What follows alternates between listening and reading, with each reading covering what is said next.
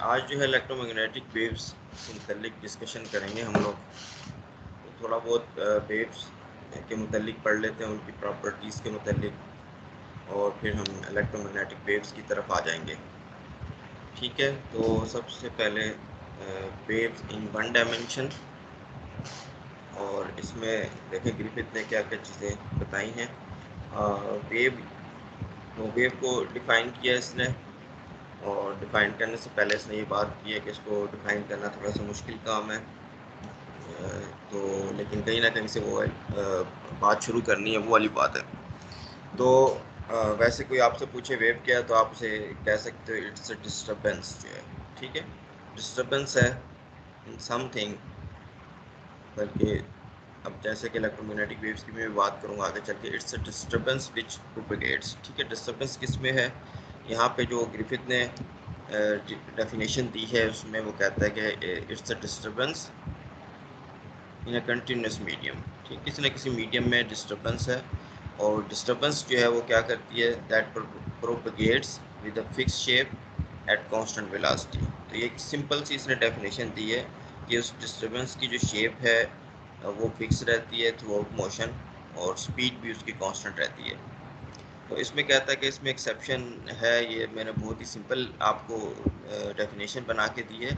In the presence of absorption, अगर वो medium जो है उसमें एब्जॉर्प्शन है तो एनर्जी जो है वो डिसिपेट होगी, तो इसका एम्पलीट्यूड जो है या उसकी जो साइज़ है वो कम होना शुरू हो जाएगा वेव का, और आखिर में जाके वो ख़त्म हो जाएगी। ये बात इन जनरल ट्रू नहीं है। The wave will diminish in size at it moves. दूसरी चीज़ है कि the medium is dispersive. Medium अगर डिस्पर्सिव है, इसका ये मतलब होता है कि फ्रिक्वेंसी पे डिपेंड कर रहा है। तो डिफरेंट फ्रिक्वेंसीज जो उस पूरी वेव में डिफरेंट फ्रिक्वेंसीज की कम्बिनेशन है वो डिफरेंट तरीके से बिहेव करेंगे, डिफरेंट स्पीड के साथ मूव करेंगे, तो इसकी शेप जो है वो चेंज हो सकती है। ठीक है, कोई जो है वो तेज़ मूव करेगा, कोई स्लो मूव करेगा। So if the medium is dispersive, different frequencies travel at different speeds. और इसके बाद इन 2 एंड 3 डायमेंशन में फिर ये क्या होगा कि as the wave spreads out its amplitude will decrease, उसका एम्पलीट्यूड भी डिक्रीज करेगा।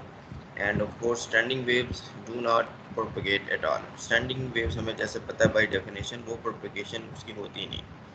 ठीक है, तो ये इतनी सारी चीज़ें इसने साथ ही डेफिनेशन के एक्सेप्शन के तौर पर बता दी कि जो मैंने बात बताई है वो इन जनरल ट्रू नहीं है।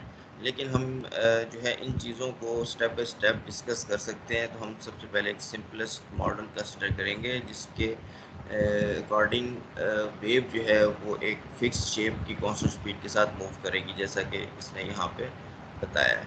ठीक है, but these are refinements. Let's start with the simple case fix shape constant speed. ठीक है, जिसको आप नीचे देख भी सकते हो, ये इसने बनाई हुई है फिगर में। तो फिगर में बनाया हुआ है, कहता है कि let's say the wave is generated by shaking one end of a taught string. String है, आपने उसका जो है एक एंड जो है उसको आपने शेक किया और वहाँ से वेव जनरेट की। दूसरा एंड हो सकता है कहीं आपने बांधा हुआ हो। तो F of ji T represents the displacement of the string at the point Z. तो ये जो फंक्शन है एफ, ये जी और टी का फंक्शन है, और ये आपको डिस्प्लेसमेंट बता रहा है स्ट्रिंग का एट जी पॉइंट के वो कितना ज़्यादा डिस्प्लेस है फ्रॉम इट्स मीन पोजीशन और टी टाइम पे। Given the initial shape of the string t equal to zero पे आपने उसको एक ज़ोर का झटका दिया, तो एक ख़ास किस्म की कोई शेप जो है स्ट्रिंग पे बन गई। ठीक है, f of ji t equal to zero पे, जिसको आप जी ऑफ जी भी कह सकते हो। तो अब क्वेश्चन ये उठता है कि what is the subsequent form F of G T T. ठीक है, टी पे जो है इस फंक्शन की क्या फॉर्म है। इनिशियल कंडीशन अगर आपको गिवन है कि इस तरह की फॉर्म मैंने जनरेट की है, तो किसी लेटर टाइम पे क्या होगा, लेटर टाइम पे फॉर्म जो है चेंज नहीं होगी। ठीक है, बाय डेफिनेशन जो हमने ऊपर बनाई है। तो evidently the displacement at point z at the later time t is the same as the displacement at distance vt to the left back at t equal to 0। ठीक है, तो इसमें ये चीज़ बता रहा है वो आपका कि वेव जो है वो उठा के यहाँ रखने के बजाय जो है हम ये करें कि जो डिस्टेंस है उसका इसको पीछे कर दें। ठीक है। ये ओरिजिन जो है आपका, लेट से इसको वी टी डिस्टेंस जो आप पीछे कर दो तो दोनों बातें सेम है। तो ये जो वेव फॉर्म है ये इधर आके इधर आ जाएगी, या तो वेव को उठा के यहाँ रख दो, ठीक है, या नीचे से इसके लेट से चटाई पड़ी हुई है उसे ही आप खींच दो, ठीक है। तो दोनों सूरत हाल सेम है। तो ये दूसरी सूरत हाल है, ये इस तरह बन जाएगी कि आपने जो है नीचे से उठा के उसको इधर रख दिया, तो टाइम के हवाले से वो ये बन जाएगा कि t इक्वल टू 0 पे आपकी वेव जो है वो ये होगी, ठीक है, इस डिस्टेंस पे। तो वो बात इसने यहाँ समझाने की कोशिश की है कि एफ ऑफ जी टी जो असल में है इट इज़ इक्वलेंट के आप नीचे से डिस्टेंस जो थोड़ा सा डिस्प्लेस कर दो, तो जी माइनस बी टी ये बन गया, और यहाँ पे जो है टी ज़ीरो कर दिया, फंक्शन का डिपेंडेंस ने ये बना दिया, ठीक है। इसमें आप जो है वो ये चीज़ बन गई। तो मतलब इसको बस थोड़ा सा बी टी डिस्टेंस आपने जो डिस्प्लेस कर दिया नीचे से, अपना कोऑर्डिनेट सिस्टम कह लो आप उसको। तो अब ये जो चीज़ है ये एक ऐसी चीज़ बन गई जो कि बिल्कुल यही है, बस यहाँ पे z की जगह आपने z माइनस बी टी जो है वो लिख दिया, तो इसलिए इसने यहाँ पे लिख दिया g of z minus b t.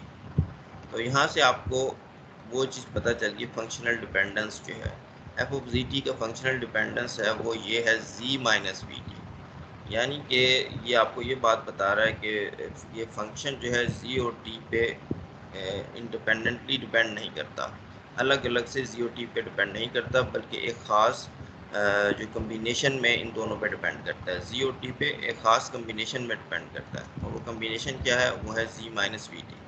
It tells us that the function f of zt, which might have depended on z and t in any odd way, in fact depends on them only in a very special combination z minus bt। कहता है बहुत special combination है, z minus T इस पर depend करता है, ठीक है। तो इस तरह की सिचुएशन नहीं है कि z स्क्वेयर पे डिपेंड कर रहा है और बी टी स्क्वेयर पे अलग से कर रहा है, ठीक। तो वो जो डिपेंड करेगा वो हमेशा एक्सप्रेस किया जा सकेगा z माइनस बी टी का स्क्वायर क्यूब, जिस तरह की भी जो चीज़ें आ सकेंगी उस फंक्शन में। So when this is true the function f of ji T represents a wave of fix shape travelling in the z direction at speed v, ठीक है। तो जब ये चीज़ आपको मिलती है कि वो आपका function z minus b t पर डिपेंड करता है सिर्फ, तो बस अब आपके पास जो फंक्शन है ये रिप्रेजेंट कर रहा है वेव को फिक्स शेप की और कांस्टेंट स्पीड के साथ मूव करने वाली इन द जी डायरेक्शन, ठीक है। क्योंकि हमने कंस्ट्रक्ट इसको इस तरीके से किया है, इस फंक्शनल डिपेंडेंस को। अभी हमने ज़रूरत नहीं है कि फंक्शनल डिपेंडेंस एक्सप्लिसिटली लिखने की, इसकी जस्ट ये प्रॉपर्टी जो है ये इम्पोर्टेंट है। अब वहाँ यहाँ पे फंक्शन आपका दो वेरिएबल्स पे डिपेंड कर रहा था, बाद में आपने इस पे थोड़ा सा काम किया, और वो काम क्या था कि fix shape with constant speed motion, उसमें आपको पता चला कि फंक्शन एक्चुअली जो डिपेंड करता है वो z माइनस बी टी पे, इसका नाम आप u रख सकते हो, u equals to z minus b t. तो अब यहाँ पे देखते हैं फंक्शन किस किस्म की इक्वेशन को सेटिस्फाई करता है। तो आप इस फंक्शन को डिफ्रेंशिएट कर लो रिस्पेक्ट टू z, डिफ्रेंशिएट करोगे तो इसमें चेन रूल लगा लो कि derivative of g with respect to u, और u में फिर आप derivative with respect to z, derivative with respect to z अगर u का लोगे तो 1 आ जाएगा, तो ये हो गया d ji by D u. इसी तरीके से derivative of f respect to time जो है वो आप देख लो, तो ये चेन रूल लगाओगे, derivative of g with respect to u and then derivative of u with respect to t, और u में को डिफ्रेंशिएट करो अगर आप, तो आपके पास आ जाता है माइनस बी, तो माइनस बी यहाँ पे आ गया, और बाकी बचा D W D G divided by D you. तो इस तरीके से आप सेकंड डेरिवेटिव भी ले सकते हो। सेकंड डेरिवेटिव लेंगे partial two f by partial z square, partial पे पार्शियल जी, पार्शियल पे पार्शियल जी को चेंज रूल से आप लिख सकते हो डी बाई डी यू, वो बन जाएगा सेकंड डेरिवेटिव, और फिर partial U by partial ji, partial U by partial Z जो है 1 है, तो ये बन गया D two ji by D U square. और इसी तरीके से सेकंड डेरिवेटिव टाइम का, तो यहाँ पे पार्शियल टी को फिर आप लिख सकते हो इसी तरीके से, पार्शियल पे पार्शियल टी को minus V T by t you, minus V T by t you लिखोगे तो माइनस वी बाहर भी है, तो ये बन जाएगा b square t two ji by t u square, ठीक है। तो इस तरीके से ये दो चीज़ें आ गई आपके पास, एक ये। अब इन दो को आप आराम से रिलेट कर सकते हो कि ये जो चीज़ है और ये जो चीज़ है, इन दोनों में क्या रिलेशन है, वी स्क्वायर का रिलेशन है। इसका मतलब है ये जो दो हैं इनमें भी वी स्क्वायर के साथ हम इनको रिलेट कर सकते हैं, और ये हमने नीचे कर लिया इसको वी स्क्वायर के साथ रिलेट। तो हमारे पास एक इक्वेशन बन गई d two f by t c square equals to 1/v² d two f by D t square. हम कहते हैं this equation is known as the classical wave equation. ठीक है, तो यहाँ पे थोड़ा सा मैं ब्रेक कर लेता हूँ अगर कोई स्टूडेंट किसी को कोई क्वेश्चन है।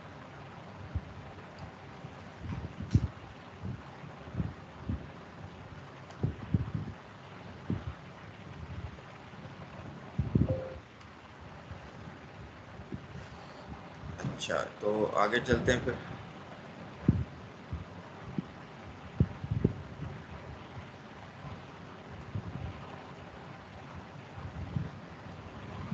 अच्छा, this equation is known as classical wave equation. एक श्रोडिंगर वेव इक्वेशन भी होती है और बहुत सारी वेव इक्वेशन होती है। ये हमारी जो इक्वेशन है थोड़ी सी स्पेशल है, सिंपल है, और ज़्यादा ये इस हद तक जो काफ़ी होगी जो इलेक्ट्रोमैग्नेटिक वेव की बात करूँगा मैं। तो अब इस में एग्जांपल अगर हम ले लेते हैं, वही स्ट्रिंग वाली, जो स्ट्रिंग को आपने जो है वो उस पर वेव जनरेट की थी, तो उस केस में ये जो स्पीड है small disturbances on the string v equals to t over mu square root. T जो है वो टेंशन है स्ट्रिंग में, और म्यू जो है वो मास पर यूनिट लेंथ है। ठीक है, मास डेंसिटी है, represents the speed of propagation. ये छोटी क्लासेस में आप लोगों ने ये चीज़ें निकाली होंगी मैकेनिक्स के कोर्स में। तो ये एग्जांपल के तौर पे इसने बता दिया कि v यहाँ पे है। अब कहता है कि but functions of the form this are not the only solution. इसके अलावा और सॉल्यूशन भी हैं। The wave equation involve the square of v। v का स्क्वायर इसमें मौजूद है, so we can generate another class of solutions by simply changing the sign of the velocity. अब इसमें यह है कि v को अगर माइनस v कर दो तो पूरी इक्वेशन जो है वो आप देखो चेंज नहीं होती। क्यों चेंज नहीं होती? यहाँ v बस स्केयर आ रहा है। इसका मतलब है कि इस फंक्शन के अंदर अगर v को माइनस v कर दो तो वो भी सोल्यूशन होगा। ठीक है, तो ये इंपॉर्टेंट है। अगर आपके पास एक सोल्यूशन आ जाता है तो दूसरा सोल्यूशन आप निकाल सकते हैं v को माइनस v करके, क्योंकि यहाँ पे ये जो ऑपरेटर है सारा ये इनवेरिएंट है under v goes to minus v parity transformation जो है। तो यहाँ पे फिर एक और सोल्यूशन भी आ गया आपके पास, F of C T H Z plus B T जो है। ठीक है, तो ये क्या बता रहा है? v को माइनस v करने से आपको पता चल रहा है कि ये v वेव प्रोपेगेशन को बता रहा है, लेकिन इन ऑपोजिट डायरेक्शन। तो this of course represents a wave propagating in the negative z direction, and it is certainly reasonable on physical grounds that the solution should be allowed। तो ये भी जो है वो अलाउ होना चाहिए। तो इन जनरल जो आपका सोल्यूशन है वो फिर कैसे लिखा जा सकता है? The most general solution to the wave equation is the sum of a wave to the right and a wave to the left. इन दोनों का कम्बिनेशन होगा। Notice that the wave equation is linear. The sum of any two solutions is itself a solution. ठीक है, superposition principle के तौर पे, क्योंकि ये वेव इक्वेशन आपकी लीनियर है। लीनियर का मतलब ये है कि इधर एफ जो है वो आता है एक दफ़ा, इधर भी एफ एक दफ़ा, एफ स्क्वायर वाली कोई टर्म नहीं आ रही। तो इसलिए एक सोल्यूशन और दो सोल्यूशन का लीनियर कम्बिनेशन भी आप अगर यहाँ पुट करोगे तो वो भी सेटिस्फाई करेगा सुपरपोजिशन से। अब हम थोड़ी सी एक स्पेशल फॉर्म जो है वो कंसिडर करेंगे। अभी तक मैंने कोई फॉर्म जो है वो नहीं लिखी है एफ ऑफ सी टी की, और वो होगी साइनसोइडल वेव्स। और इसमें कुछ टर्मिनोलॉजीज़ जो हैं वो हम डिफ़ाइन करेंगे जो वेव्स से मुतल्लिक हैं। तो साइनसोइडल या कॉस साइन वाली वेव्स क्यों हम लोग डिस्कस कर रहे हैं इसकी एक रीज़न ये भी है, यही है इसकी एक रीज़न कि आपको पता है कि कोई भी फंक्शन जो है उसको आप साइन और कॉस की सीरीज़ एक्सपेंशन में लिख सकते हो।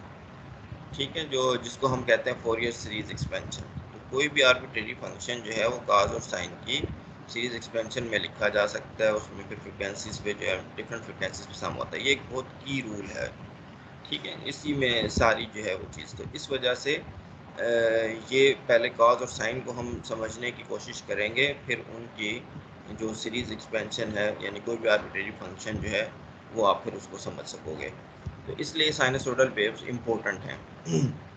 तो टर्मिनोलॉजी है of all possible wave form the sinusoidal one, ये जो इसने लिखी है C T A cos K Z minus V T plus delta is for good reason the most familiar. तो नीचे फिगर 9.3 में इसने इसकी शक्ल भी जो दिखाई हुई है आपको यहाँ पे एफ की किस तरीके की ये बन रही है। ठीक है, टी इक्वल टू 0 पे जो वो ये है सिचुएशन। अच्छा हाँ, तो ये जो इसने नीचे प्लाट की हुई है फिगर 9.3 असल में टी इक्वल टू 0 पे की हुई है। ये वाला फैक्टर ख़त्म हो जाता है, इसमें के जी और डेल्टा वाला फैक्टर आएगा। अब इसमें मुख्तलिफ़ चीज़ें हैं वो डिफ़ाइन की हैं इसने, और इनमें कई चीज़ें आप लोगों को पहले से भी पता होंगी। ए जो है capital A is the amplitude of the wave, ये एम्पलीट्यूड को रिप्रेजेंट करता है। ये जो मैक्सिमम वैल्यू है इसकी फ्रॉम इट्स मीन पोजीशन जो है of the wave. It is positive represents the maximum displacement from the equilibrium. तो the argument of the cosine is called the phase. जो ये आर्गुमेंट है ये पूरा, इसको हम फेज कहते हैं। And delta is the phase constant, ये जो डेल्टा है जो कि ना तो टाइम पे ना जी पे डिपेंड कर रहा है, इसको फेज कांस्टेंट कहते हैं। ठीक है, और फेज कांस्टेंट आपको काज का पता है कि काज जो है वो 0 से 2 पाई तक इसका जो है वो पीरियड होता है। ये इसमें अपने आप को रिपीट करता है। तो इससे आप डेल्टा की रेंज निकाल सकते हो कि डेल्टा जो है 0 से 2 पाई जो है वो इसकी वैल्यू होती है फेज कांस्टेंट की। Notice that at z equals to v t minus delta over k. अगर आप ये वैल्यू यहाँ पुट कर दो z की, वी टी से कैंसिल हो जाएगा और डेल्टा ओवर के में के कैंसिल, तो माइनस डेल्टा प्लस डेल्टा, तो ये आप देख सकते हो कि आपका फेज 0 हो गया। सो कहता notice that at z equal to this the phase is 0। Let's call this the central maximum. जहाँ पे फेज आपका 0 हो जाता है उसको वो कह रहा है कि वो सेंट्रल मैक्सिमम है। यहाँ पे पूरी चीज़ 0 हो रही है, वहाँ पे आपका f जो है वो a के बराबर हो जाता है, तो उसको सेंट्रल मैक्सिमम कह रहा है, ये central maximum. So t equal to 0 पे आप देख सकते हो फिर कि क्या सिचुएशन होगी। z जो है माइनस डेल्टा ओवर के होगा। t इक्वल टू 0 पे z जो है वो माइनस डेल्टा ओवर के है, जिसका मतलब है कि आपका सेंट्रल फेज जो है वो नेगेटिव साइड पे लाई कर रहा है। So if delta equal to 0 the central maximum passes the origin at t equal to 0। तो अगर डेल्टा 0 होगा तो ये मैक्सिमम जो है यहाँ पे आ जाएगा। मोर जनरली डेल्टा ओवर के is the distance by which the central maximum is displaced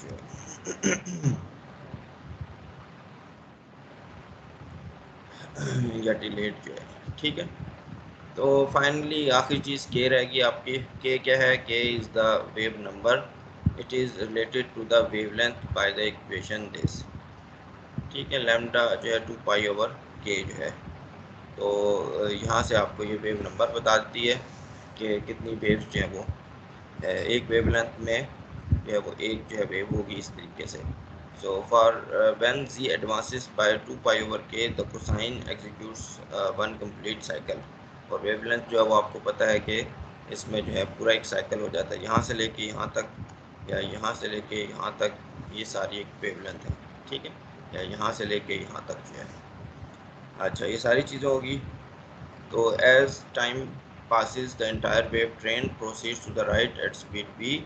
At any fixed point z, the string vibrates up and down, undergoes one full cycle in a period t equals to 2 pi over kv। ठीक है, तो फिर हाँ, तो ये खैर इसको 2 pi over के भी लिख सकते हो आप, और इसको लैम्डा और वी में भी एक्सप्रेस कर सकते हो टाइम पीरियड को। तो टाइम पीरियड कंप्लीट साइकिल के हिसाब से है कि कंप्लीट साइकिल कब वो जो है वो पूरा करता है। तो यहाँ देख लो आप, ये है Z minus V T plus delta. तो ये जो चीज़ है ये, इसको अगर आप देख लो टी इक्वल टू 0 पे देख लो आप, और ये अगर 2 पाई के बराबर हो जाता है तो जी जो है वो आपका लैम्डा के बराबर हो जाएगा इस तरीके से, और वहाँ से आप ये निकाल सकते हो। ठीक है, ये जो है एक मिनट इसको,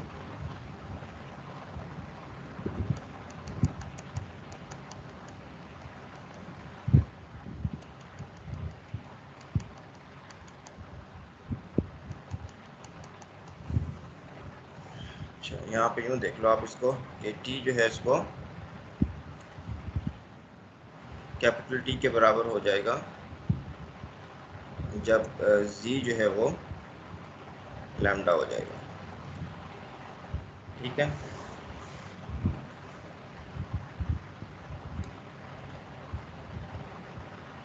तो यहाँ पे जो है ये वैल्यूज़ अगर आप पुट कर देते हो तो ये क्या बन जाएगा आपका, ये के, और यहाँ पे जो है मैं क्या करने लगा हूँ, ठीक है, हाँ के इंटू जी।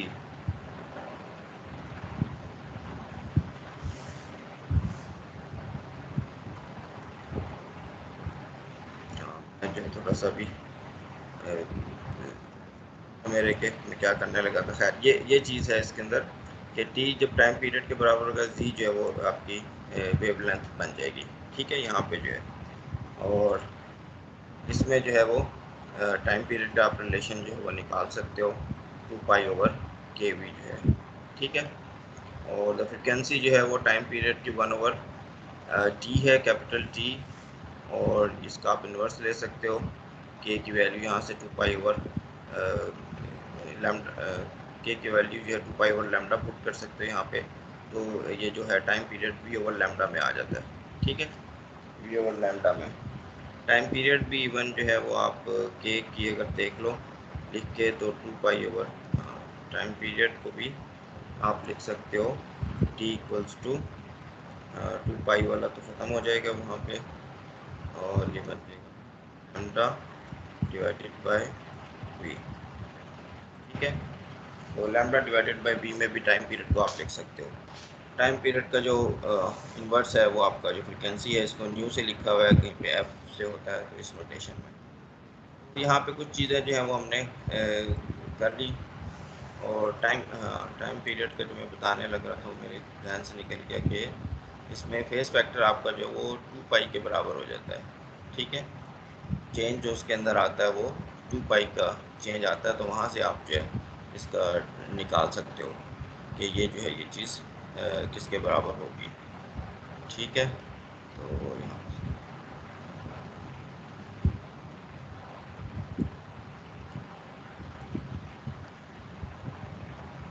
सही, मैं सोच रहा हूँ इसको अगर इस तरीके से बताया जाए इसको कि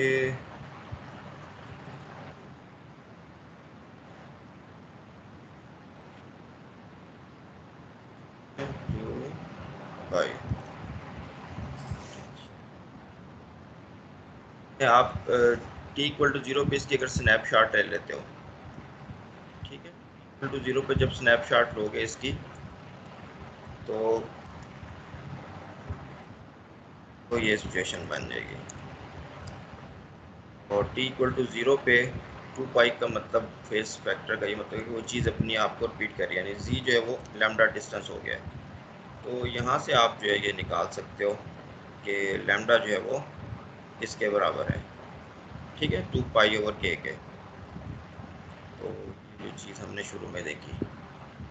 दूसरा केस जो है उसमें आप कोई पॉइंट जो है वो वेव का फिक्स कर लो, जी जो है, अगर मैं जी को ज़ीरो कर लूँ, माइनस साइन को आप कभी छोड़ दो। ठीक है, ज़ीरो कर लेता हूँ तो फिर क्या होगा, एक दफ़ा टाइम को फिक्स करना है, एक दफ़ा वो। ठीक है, फिर आपके पास जो है वो ये चीज़ बन जाएगी कि अब आपने जी को ज़ीरो कर दिया। ठीक, और जी को ज़ीरो कर दिया, और फेस फैक्टर जो है वो 2 पाई यानी दोबारा अपने आप को रिपीट कर रहा है। तो इसका मतलब ये होगा कि मैं यहाँ पे जो है वो खड़ा हुआ हूँ, और फिर मैंने देखना शुरू किया है कि ये वाला पॉइंट दोबारा कब आएगा। ठीक है, तो ये पूरी वेव गुजरती रही, इसी पॉइंट पे मैं खड़ा हूँ, गुजरती रही, और फिर करते करते करते ये पॉइंट आ गया। ठीक है, तो इस तरीके से, वैसे तो अब मैंने यहाँ पे डेल्टा को ज़ीरो किया हुआ है, ये सारी जो चीज़ मैं एनालिसिस कर रहा हूँ इसमें मैं लेट से डेल्टा को 0 कर दूँ। डेल्टा इज 0, डेल्टा 0 का मतलब ये मैक्सिमम जो यहाँ पे आ गया। अब z इक्वल टू 0 पे ये मैक्सिमम यहाँ पे है और मैंने कितना टाइम इंतज़ार करना है कि दोबारा यही वाली चीज़ यहाँ पे आके रिपीट हो, वो 2 पाई जो है फेस फैक्टर, ये 2 पाई मैंने कर दिया। ठीक है, तो दो तरीक़ों से इसको देखा जा सकता है। यहाँ पे अब जो t है ये कैपिटल T बन जाएगा और यहाँ पे जो है ये आपके पास कैपिटल T का एक्सप्रेशन आ जाएगा कि 2 pi divided by minus sine, उसकी इतनी इम्पोर्टेंस नहीं है यहाँ पे जो है। तो ये इस तरीके से आप मैंने के भी भूल गया, मैं के भी आएगा इसमें। ठीक है, तो इस तरीके से आप इसको फेस फैक्टर की जो है कि फेस फैक्टर जो है वो आपका 2 पाई उसमें अगर चेंज आ जाती है तो फिर क्या सिचुएशन होती है। तो इसी तरीके से है जैसे t इक्वल टू 0 से कैपिटल T तक जो फेस फैक्टर में चेंज आएगी वो 2 पाई है। इसमें आपने क्या करना है, इसमें आपने z फिक्स करना है। ठीक है, किसी ख़ास डिस्टेंस पे खड़े होकर ऑब्जर्वेशन करनी है तो फिर आपको टाइम पीरियड की डेफिनेशन मिल जाएगी। और दूसरे केस में आपने उसकी तस्वीर खींच लेनी है t इक्वल टू 0 पे या किसी भी टाइम पे। ठीक है, हमने t इक्वल टू 0 ले लिया कांस्टेंट, और फिर देखना है कि उसका कोई भी पॉइंट जो है यहाँ से लेके यहाँ तक या यहाँ से लेके यहाँ तक या यहाँ से लेके यहाँ तक, यहाँ पे फेस के अंदर 2 पाई का जो है चेंज आ रहा है। ठीक है, वो करना है। तो यहाँ मैंने फॉर सिंपलिसिटी t0 ले लिया, तो जो z में जो डिस्टेंस बनेगा वो लैम्डा बनेगा। ठीक है, जो कि 2 पाई फेस फैक्टर के रिस्पॉन्ड करेगा। तो इससे पूरी एक वेव जो है वेव लेंथ की ये पैरामीटर यहाँ से डिफाइन होते हैं, वेव लेंथ और टाइम पीरियड जो है। ठीक है, नीचे यही डिस्क्रिप्शन है और इसको फिर आप जो है मुख्तलिफ तरीक़ों से लिख सकते हो। इसको मैं ऊपर ले जाता हूँ, टाइम पीरियड जो है बाद में रिलेशन यूज़ करते हुए हाँ कर देते हैं। और ये जो है यहाँ पे अगर आप टाइम पीरियड को चाहो तो लैम्डा ओवर वी में भी लिख सकते हो। कापा का रिलेशन जो कि वेव नंबर का रिलेशन है वो ऊपर है। ठीक है, तो अब आगे चलते हैं।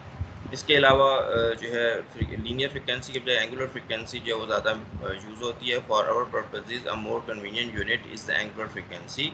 इसमें आप 2 पाई का फैक्टर भी छुपा देते हो। ठीक है, तो so called because in the analogous case of uniform circular motion, it represents the number of radians swept out per unit time.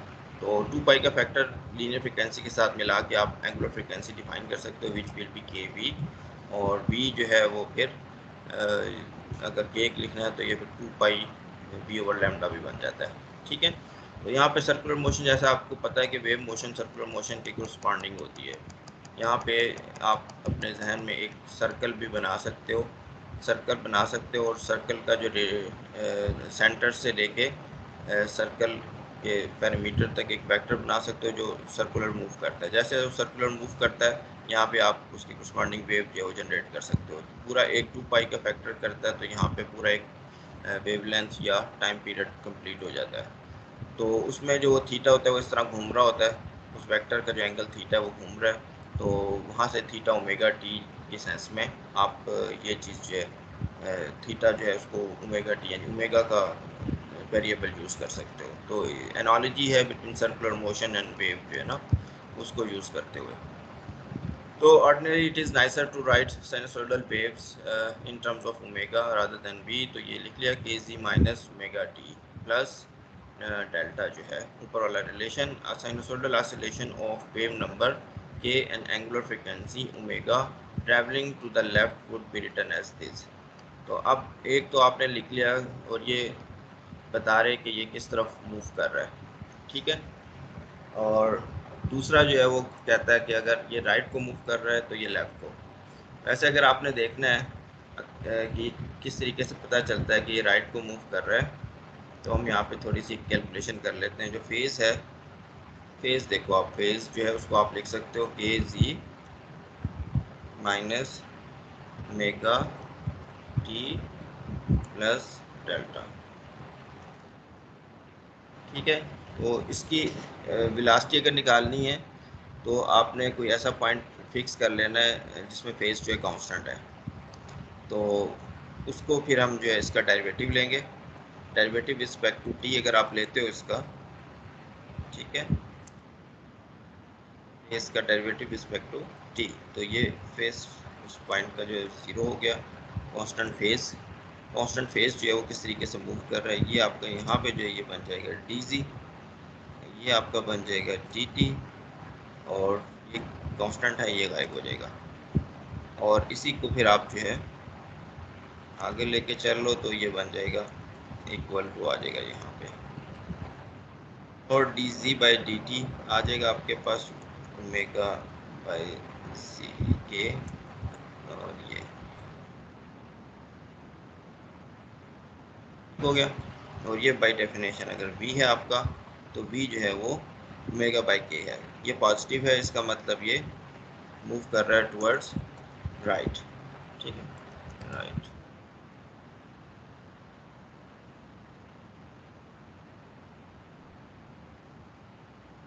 जैसे अब ये फैक्टर है, इसको भी आप चेक कर सकते हो। इसमें हम कर लेते हैं, यहाँ पे इसने क्या किया, यहाँ पे प्लस साइन कर दिया, ठीक है, और यहाँ पे माइनस कर दिया। तो ये साइन जो क्रूशियल है, इस साइन की भी मैं बात करूँगा। ये आपका हो गया, तो यहाँ पे आप देखो, यहाँ पे प्लस आ जाएगा, ठीक है, और यहाँ पे क्या आ जाएगा, यहाँ पे माइनस आ जाएगा। माइनस आएगा तो इसका मतलब होगा कि मूविंग टुवर्ड्स लेफ्ट। तो यहाँ से आप फ़ौरन से ये देख के कि अगर इन दो के दरमियान साइन प्लस है या माइनस है, अगर माइनस है तो मूविंग टुवर्ड्स राइट पॉजिटिव जी डायरेक्शन में, अगर प्लस है तो मूविंग टुवर्ड्स लेफ्ट नेगेटिव जी डायरेक्शन में। अब इसने ये लिखने के बाद ये लिख दिया, और यहाँ पे साइन क्या ज़रूरी था माइनस करना, इसको ये एक्सप्लेन कर रहा है नीचे कि ये ज़रूरी है अगर दोनों में आपने फेस कांस्टेंट सेम रखना है, मूविंग टुवर्ड्स लेफ्ट और right. The sign of the phase constant is chosen for consistency with our previous convention that delta over k shall represent the distance by which the wave is delayed।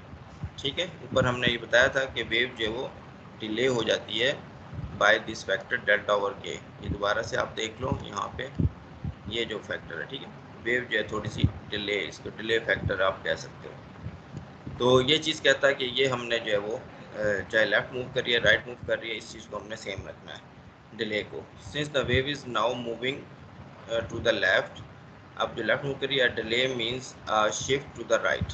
तो अब delay वो कहता है कि वो shift to the right होगा, यानी delay जो है वो आपका इस साइड पे, ये वाला डिले इधर बन रहा था तो ये वाला डिले अब इधर बनेगा। टी इक्वल टू जीरो पे इसमें जो डिले आएगा वो यहाँ पे इसको होना चाहिए सेंट्रल मैक्सिमम के हवाले से।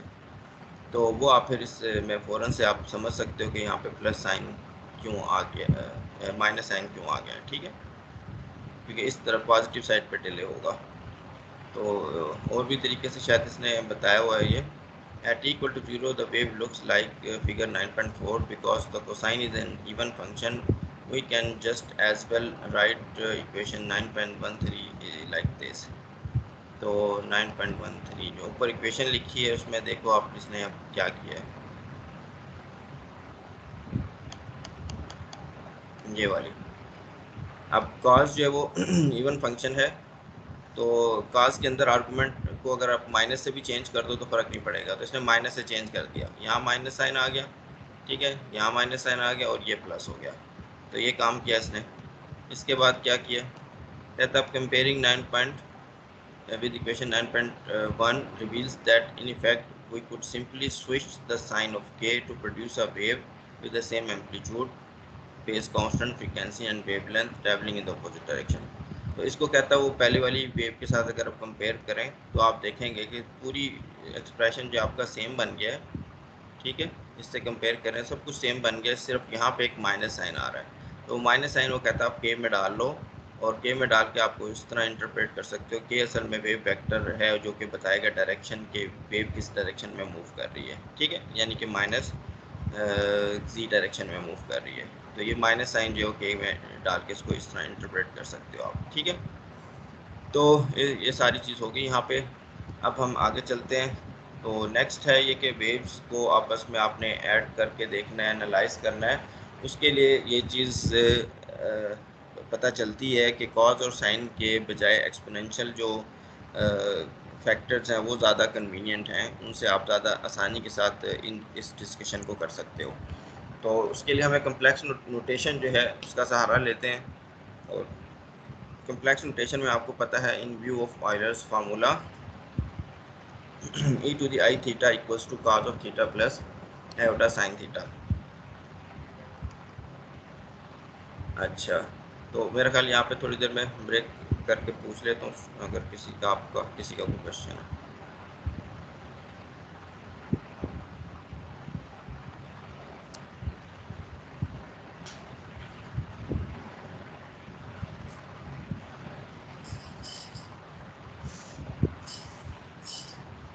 अच्छा चलो फिर अब आगे चलते हैं।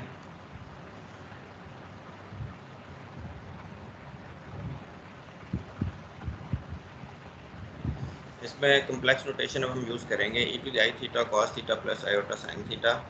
और अब आप जो साइनोसॉइडल वेव है उसको इस तरीके से लिख सकते हो, a e to the I az minus omega T plus delta. अब इसमें आप देख लो, इसमें कॉस का जो फैक्टर आएगा ये आर ई का मतलब real part of this quantity, तो वो कॉस थीटा है। ई टू द आई थीटा का रियल पार्ट कॉस थीटा है, तो वो हो जाएगा, तो वो एफ सी टी के बराबर है। तो हम कम्प्लेक्स जो है वेरिएबल्स के साथ डील करेंगे और आखिर में जो रियल पार्ट है वो हमें हमारा फिज़िक्स के साथ कनेक्टेड होगा।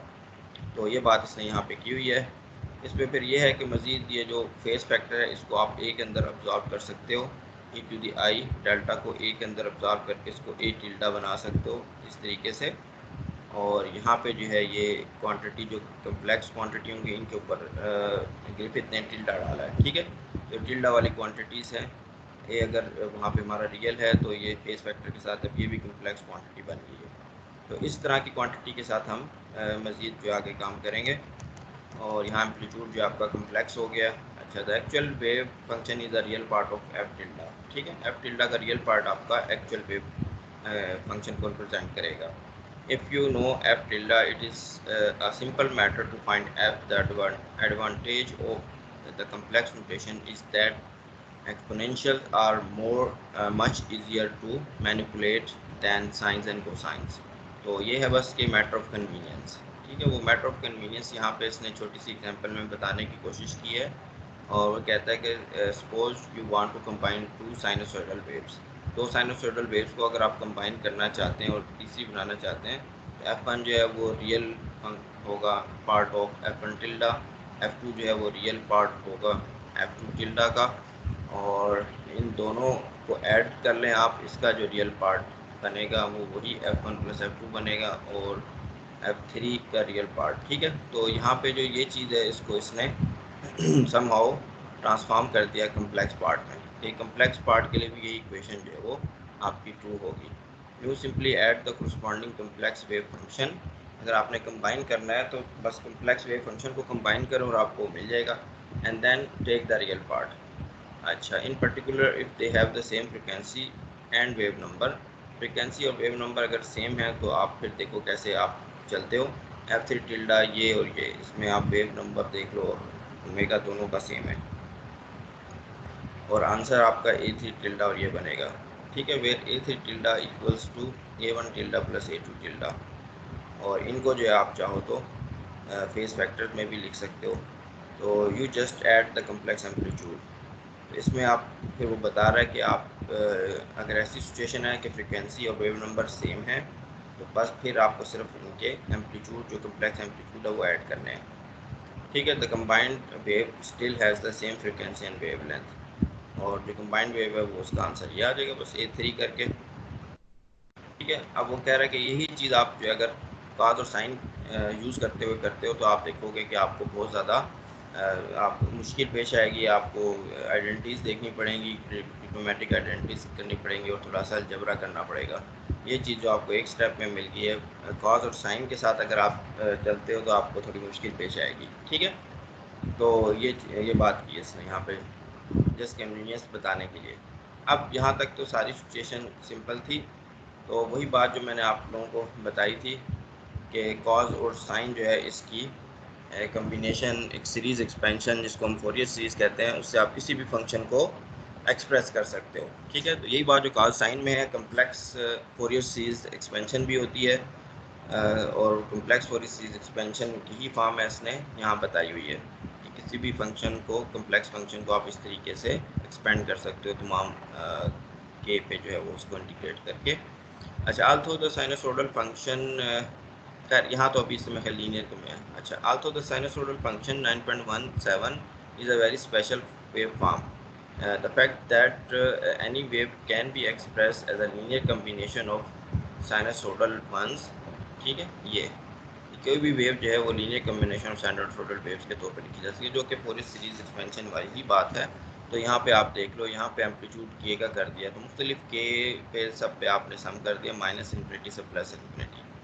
Here omega is a function of k, equation 9.11, and I have allowed k to run through negative values in order to include waves going in both direction. तो यहाँ पे कहता है कि ओमेगा भी जो k का फंक्शन बन जाता है v के साथ मिला के। ठीक है, ओमेगा और k से ये नीचे लिखा हुआ है omega equals to k v जो है। ठीक है, तो v जो है वो कांस्टेंट है आपका। तो इस तरीके से वेव जो है k पे आप इंटीग्रेट कर रहे हो, उसमें पॉजिटिव नेगेटिव डायरेक्शन का वैल्यूज जो है वो बोथ डायरेक्शंस को टेक इनटू अकाउंट कर रही है। ठीक है, तो this does not mean that lambda and omega are negative. ठीक है, wavelength and frequencies are always positive. If you allow negative wave number then should be really written as this. ठीक है, तो यहाँ पे के पे मॉड इसने लिख दिया। तो ये कह रहा है कि लैम्डा में जो रिलेशन है 2π/k, उसमें असल में के की जगह के मॉड होता है कि वेवलेंथ पॉजिटिव क्वांटिटी है। इसी तरीके से ओमेगा जो है वो के वी मतलब के ऊपर मॉड होता है। ठीक है, तो ये ओमेगा और लैम्डा नेगेटिव क्वांटिटीज़ नहीं होती, बल्कि इनको आप फिर ज़्यादा केयरफुली जो है वो इस तरीके से लिख सकते हो मॉड के साथ जो है। तो अब आगे चलते हैं। तो boundary condition, reflection and transmission, ये कुछ ऐसी चीज़ें हैं शायद आपने ख़ास तौर पे क्वांटम मैकेनिक्स के में श्रोडिंगर इक्वेशन के सॉल्यूशन सॉल्व करते हुए की होगी या मैकेनिक्स में भी की होगी। तो वो है यहाँ पे किस तरह बाउंड्री कंडीशन हम ले सकते हैं। So far I have assumed the string is infinitely long और at any rate long enough that we don't need to worry about what happens to a wave when it reaches the and.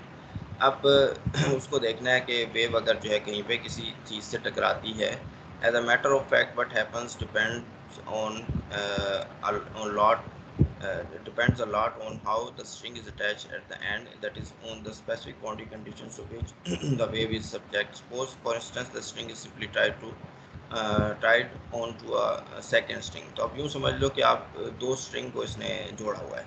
The tension T is the same for both। Tension T जो है दोनों में same है, but the mass per unit length mu प्रिजम्बली is not and hence the wave velocity given in wave. ठीक है। तो अब वो कह रहा है टेंशन को हम ले लेते हैं कि सेम है, और यहाँ पे जो है वेलोसिटी जो है वो डिफरेंट हो जाएगी due to mu mass density, mass per unit length जो है वो डिफरेंट है। ठीक है, μ1 v1, μ2 तो v2। Let's say for convenience that the knot occurs at t is equal to 0 and the incident wave। ठीक है, तो वो कहता है z equal to 0 पे हमने एक नॉट बांध दी है, तो मुख्तलिफ किस्म की रस्सियों को जो है वो बांधा हुआ है। तो उसमें द इंसिडेंट वेव, तो यहाँ पे शायद नीचे पिक्चर भी हो। अच्छा नहीं, पिक्चर नहीं है वो। अच्छा, तो अब इंसिडेंट वेव जो है वो आप इस तरह लिखोगे। ठीक है, इंसिडेंट वेव जो है वो जी नेगेटिव में है, तो वो इस तरीके से लिखी जाएगी। और coming in from the left gives rise to reflected wave. तो अब यहाँ पे एक रिफ्लेक्टेड वेव होगी, एक ट्रांसमिटेड। रिफ्लेक्टेड वेव जो ये हो जाएगी, इसमें k1 है तो k1 के साथ माइनस लिख लो आप, और जी जो है वो नेगेटिव हो गया। इन दोनों में जी नेगेटिव है यानी लेफ्ट हैंड साइड है। ठीक है, और इसके बाद ट्रांसमिटेड वेव है। ट्रांसमिटेड वेव जो है इसमें मीडियम चेंज हो गया आपका, k2 हो जाएगा। ठीक है, और माइनस ओमेगा टी और जी पॉजिटिव हो गया। ठीक है, ये राइट साइड पे मूव कर रही है। तो ये चीज़ मैंने आपको बता दी थी। इन दोनों का साइन अगर अपोजिट होगा तो ये पॉजिटिव, ठीक है, तो पॉजिटिव जी में मूव करेगी लेकिन जी इटसेल्फ ही जो नेगेटिव है तो वो ये पॉजिटिव डायरेक्शन बन जाती है यहाँ पे, ठीक है। तो इधर देख लो आप, इधर जी जो है वो नेगेटिव है और ये माइनस प्लस हो गया, तो अब इन दोनों टर्म का साइन अपोजिट है। इसका मतलब है ये राइट साइड पे मूव कर रही है।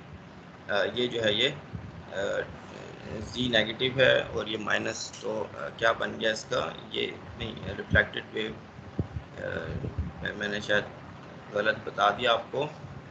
ये फर्स्ट जो है ये इंसिडेंट वेव है, ये राइट को मूव कर रही है, ठीक है, सही है, वो नेगेटिव होना खुद ब खुद उसमें आ जाएगा। तो ये राइट को मूव कर रही है, ये लेफ़्ट को मूव कर रही है और ये राइट को मूव कर रही है, जैसे कि पहले हमने वो फेज़ कांस्टेंट करके वेलोसिटी निकाली थी, ठीक है। अच्छा, तो यहाँ पे जो है, अच्छा, तो यहाँ बनाई हुई है इसने वेव v1 जो है राइट की तरफ जा रही है, इंसिडेंट पल्स, इनमें से एक रिफ्लेक्टेड है वो v1 ही है क्योंकि मीडियम सेम है इसलिए वेलोसिटी सेम है, और v2 जो है इसमें मीडियम चेंज हो गया, वेलोसिटी चेंज होगी, ट्रांसमिटेड पल्स जो है। तो ये सारी बन गई हैं, इनका आपस में रिलेशन थोड़ा सा हम देखेंगे। The incident wave Fi Zt is a sinusoidal oscillation that extends in principle all the way back to z equals to minus infinity and has been doing so for all of history. The same goes for this and this. All parts of the system oscillating in the same frequency. A frequency determined by the person at z equals to minus infinity who is shaking the string in the first place. तो इसमें important चीज़ ये है, वो कहता है frequency जो है वो थ्रू आउट सेम रहेगी। तो फ्रिक्वेंसी जो है वो क्या चीज़ है, वो एक ऐसी चीज़ है कि जो शख्स इसको हिला रहा है स्ट्रिंग को, वो प्रोवाइड कर रहा है, ठीक है।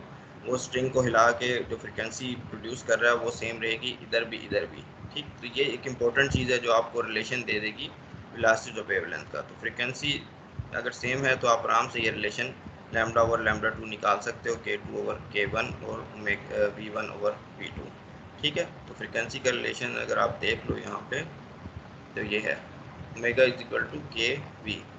Omega is equal to K V अगर कर लो आप, तो ओमेगा इक्वल्स टू, तो यहाँ पे k1 v1 आ जाएगा, और अगर सेम रहेगी तो k2 और v2 आ जाएगा।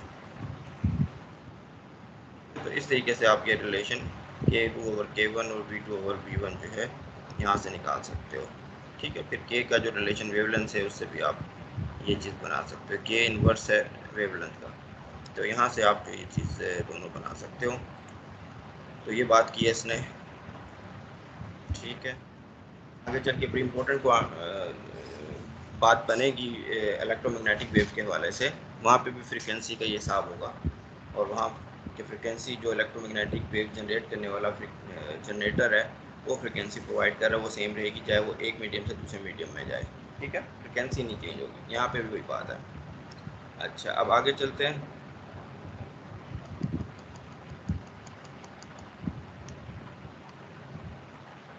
अच्छा, फॉर साइनसॉइडल इंसिडेंट वेव ये सारा कुछ हमारा ये बन गया पूरा, इसने यहाँ पे लिख दिया। और अब हमें चाहिए बाउंड्री कंडीशंस के दोनों नॉट जहाँ पे बांधी हुई है हमने उधर क्या हो रहा है। तो एक चीज़ है at the joins equal to 0 the displacement just slightly to the left must equal the displacement slightly to the right, और else there would be a break between the two string. तो स्ट्रिंग्स जो हैं दोनों बंधी हुई हैं और continuous है, जॉइंट जो है वो कंटिन्यूस है, जिसको मैथमेटिकली आप इस तरह लिख सकते हो कि ये function F of G T जो है ये कंटिन्यूस होगा एट जी इक्वल टू 0, ठीक है। जी जो है अगर आप लेफ्ट हैंड साइड से आते हो 0 माइनस, या राइट हैंड साइड से आते हो नॉट पे, ये दोनों फंक्शन कंटिन्यूस होंगे। अगर कंटिन्यूस नहीं होंगे तो वहाँ पे ब्रेक है यानी जैसे टूटी हुई है, जो कि नहीं है, ठीक है। इसके बाद डेरिवेटिव पे है condition, if the knot itself is of negligible mass, knot का अपना मैस नहीं है, निग्लिजिबल है, ठीक है। या तो वहाँ पे बहुत ही भारी मैस रख दोगे आप तो फिर ये चीज़ होल्ड नहीं करेगी। If the knot itself is of negligible mass, then the derivative of f must also be continuous. Derivative जो है वो भी कंटिन्यूस होना चाहिए, ठीक है। डेरिवेटिव क्या है, वो डिस्प्लेसमेंट का, यहाँ पे अब आप देख सकते हो उसकी तरफ पिक्चर के वे में भी।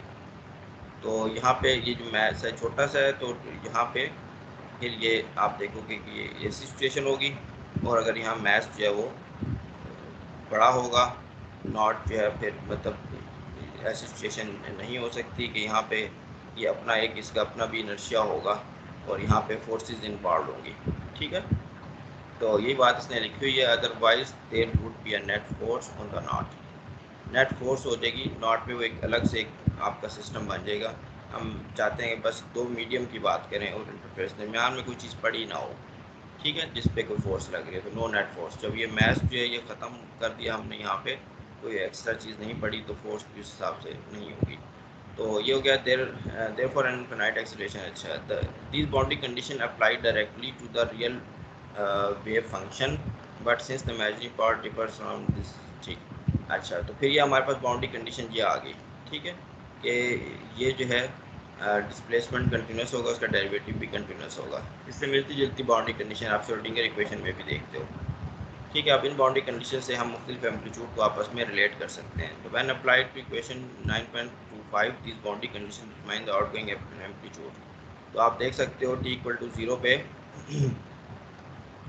जो इंसिडेंट है, ठीक है, इसको अगर आप देखते हो कि z इक्वल टू 0 पे इन दोनों का सम जो है, ठीक है, वो बराबर हो जाएगा इसके फर्स्ट बाउंड्री कंडीशन में। तो ई टू दी ये ओमेगा वाला फैक्टर जो है कैंसिल हो जाएगा और आपके पास सिर्फ ये ए इंसिडेंट प्लस ए राइट और ये ए जो है ट्रांसमिटेड ये आ जाएगा। ठीक है, तो ये आ गया, जबकि ये जो है ये डेरिवेटिव से आ रहा है। डेरिवेटिव आपने रिस्पेक्ट टू जी लेना है। डेरिवेटिव रिस्पेक्ट टू जब जी लोगे आप, तो यहाँ पे आपके पास आई के वन आ जाएगा, यहाँ पे माइनस आई के वन आ जाएगा इसके साथ, और यहाँ पे इसके साथ आ जाएगा आई के टू। तो वो आप देखो कि वो क्या चीज़ बन जाती है, वो ये बन गई। ठीक है, आई जो है वो दोनों साइड पे आयोटा जो है वो आपने कैंसिल कर दिया, K one A I minus A two ये। तो आपके पास रिलेशन आगे दो, इन दो रिलेशन से आप आपके पास तीन अननाउंस हैं, तो दो को एलिमिनेट कर सकते हो आप इस तरीके से। तो फ्रॉम विच इट फॉलोज, अब इसको और इसको सॉल्व करके आप ए राइट को ए इंसिडेंट में लिख सकते हो, ए ट्रांसमिटेड को ए इंसिडेंट में। इंसिडेंट वेव है, उसकी प्रॉपर्टीज़ आपको पता है, ठीक है, उनकी प्रॉपर्टीज़ पता है। अब आप देखना चाहते हो कि रिफ्लेक्टेड और ट्रांसमिटेड की प्रॉपर्टीज़ क्या होंगी, तो एम्पलीट्यूड में आपने ये देख लिया कि इन दो को सॉल्व करके आप ये बना सकते हो। ठीक है, तो अगर यहाँ पे k1 को मैं k2 के बराबर कर दूँ, तो जो रिफ्लेक्टेड है वो 0 हो जाता है, क्योंकि सेम रीज़न है, यानी कि वो एक सेम मीडियम में ही मूव कर रहा है। ठीक है, पहले जो मीडियम था बाद वाला मीडियम भी सेम था, तो वो इसका मतलब है कोई रिफ्लेक्शन नहीं होगी। रिफ्लेक्शन नहीं होगी तो टोटल ट्रांसमिशन होगी। तो k को आप के बराबर अगर कर देते हो, यहाँ पे जो है ये आपका k1 और k2 बराबर हो गया, तो नीचे भी 2k1 बन जाएगा, ऊपर भी 2k1, तो a transmitted equals to a incident, तो सिर्फ ट्रांसमिशन होगी। ठीक है, तो इस तरीके की चीज़ें आप यहाँ पे देख सकते हो कि क्या सिचुएशन जो है हो गया। k2 जो है इसको बड़ा भी कर सकते हो आप खुद। k2 को अगर हम बड़ा कर दें तो क्या बनता है k1 के मुकाबले में, तो ये माइनस साइन आ जाएगा यहाँ पे, या k1 को बड़ा कर दें, ठीक है, उससे आ जाएगा। और यहाँ पे भी k2 को अगर आप बड़ा कर दोगे तो ये 0 हो जाएगा, टोटल रिफ्लेक्शन हो जाएगी। k1 को अगर बड़ा कर दोगे तो ट्रांसमिशन होगी, और k1 को बड़ा करोगे तो ठीक है रिफ्लेक्शन। 50-50 जो है वो रिफ्लेक्शन होगी इंसिडेंट की और ट्रांसमिटेड की।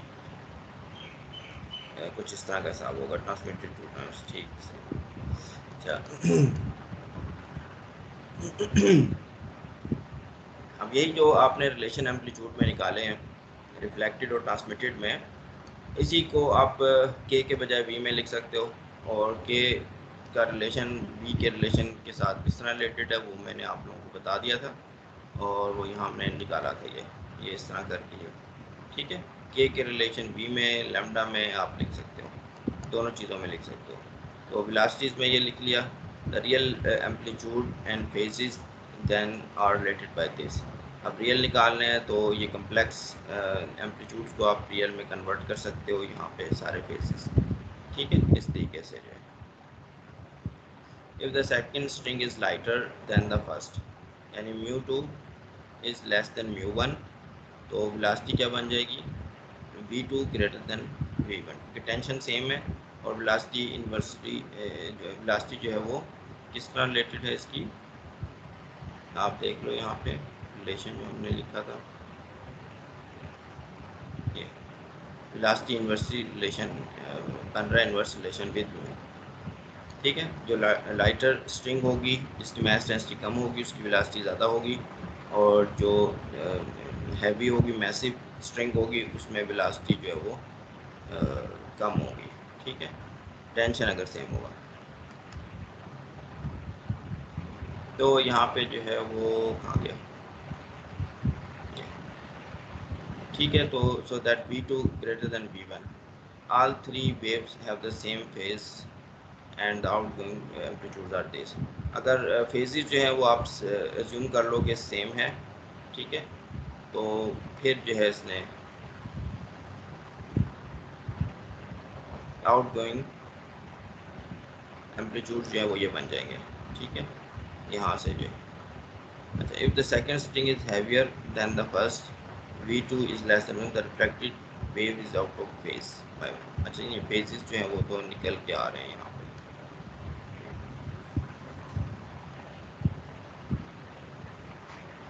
फेजेस जो है ना वो इसके जो है वो निकल के आ रहे हैं। अच्छा, यहाँ पे यही है कि V2 जो अगर पॉजिटिव होगा V1 से तो ये क्वांटिटी पॉजिटिव होगी, ठीक है। तो फिर आप जो है यहाँ से इन दोनों को कंपेयर करके ये चीज़ें, ये रिलेशन जो है ये निकाल सकते हो। अच्छा, जबकि इस केस में जो है जब V2 माइनस V1 होगा तो यहाँ एक नेगेटिव वाली चीज़ आ जाएगी। नेगेटिव वाली चीज़ जो है वो आप V2 माइनस V2 अगर लेस देन V1 से, तो यहाँ पे एक नेगेटिव साइन जो है वो फेज में e⁻ में लिख सकते हो वो नेगेटिव साइन, और वो आप फेजेस में एडजस्ट कर सकते हो कि इन दो के फेजेस जो हैं वो क्या होंगे।